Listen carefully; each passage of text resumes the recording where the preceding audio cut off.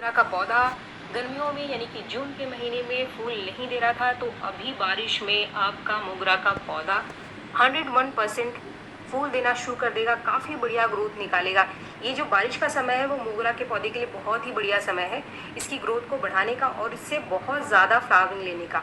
काफ़ी सारे लोग कहते हैं कि जो हमारा पौधा है वो काफ़ी पतला है, यानी कि उसमें सिर्फ एक दो ब्रांच है, आपका पौधा घना नहीं होता है, तो बारिश में उसको आप बहुत ही आपको सबसे पहले तो उसको सही तरीके है, लेकिन आपको करना क्या है, आपको सबसे पहले तो उसको सही तरीके से सही खाद देना है। अगर आप सही खाद दे दोगे तो आपका पौधा इस समय बहुत बढ़िया ग्रोथ करेगा। इसके साथ ही आपको इसके ऊपर कुछ चीज़ों का ध्यान रखना है, जैसे कि सही समय पर इसकी कटाई छटाई आपको इसको कैसे करनी है। अगर आप सही तरीके से कटाई छटाई करोगे, इसकी डेड हेडिंग करते रहोगे, तो ये लगातार नई नई ब्रांचेस को निकालता रहेगा। पौधा घना तभी होता है जब ये नई ग्रोथ निकालता है, नई ब्रांचेस को निकालता है। और मोगरा एक ऐसा पौधा है, जैसे ही इसके ऊपर फूल आकर के ख़त्म होते हैं, ये कुछ ही दिनों बाद फिर से वहीं से नए ब्रांच निकालना शुरू कर देता है। लेकिन इसकी नई ब्रांच को आपको तेज़ी से एक्टिवेट करने के लिए क्या करना है, जैसे ही आपका पौधा फूल दे रहा है और फूल देते देते जैसे ही आपका पौधा सूखे तो आप इसकी डेड हेडिंग करते रहो।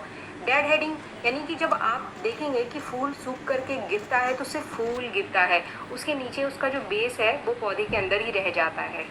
ये जो बेस है यानी जो इसका हेड है, इसको काटना बहुत ज़रूरी हो जाता है। अगर आप हेड को नहीं काटोगे तो ग्रोथ तो ये निकालेगा, ऐसा नहीं कि ग्रोथ नहीं निकालेगा, लेकिन इसमें ग्रोथ लेट आएगी। तो इसी तरीके से फूल गिरने के बाद या फूल सूखने के बाद इसके जो डेड हेड है आप इसको ज़रूर निकाल दो। अगर आपकी कोई पौधे की बहुत लंबी ब्रांच है तो उसको आप थोड़ा सा कट कर दो, यानी कि कोई ऐसी ब्रांच जो सिर्फ लंबी होती चली जा रही है, उसके अंदर ग्रोथ नहीं आ रही है, तो आप उसके टिप को ज़रूर काट दो। इस समय बारिश में ये काम ज़रूर कर लेना। जैसे ही आप लंबी ब्रांचेस को काटोगे तो वो फिर से नई ब्रांचेस निकालना शुरू कर देगा, वहीं से जहाँ से आपने टिप को काटा है।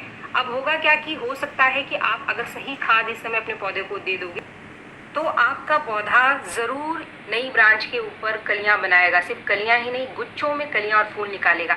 अब समय है इसको कुछ सही खाद देने का। तो आज की इस वीडियो में मैं आपको बता रही हूँ दो ऐसे खाद जो इस समय बारिश में बहुत ही बढ़िया काम करते हैं मोगरा के पौधे के ऊपर।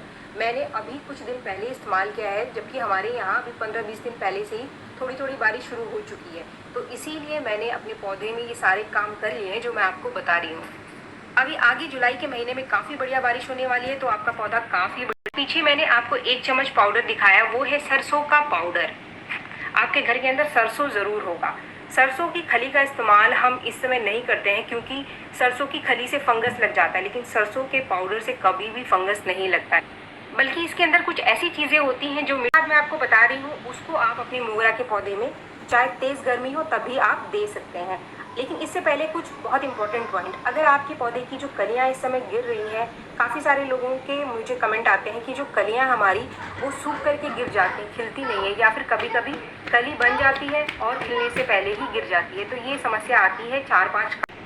ये जो खाद है आप इसको हर 15 दिन में एक बार दे सकते हैं, 15 दिन में एक बार यानी महीने में 2 बार, और एक बार आप जो सरसों का पाउडर मैंने स्टार्टिंग में आपको बताया है उसको आप दे दो।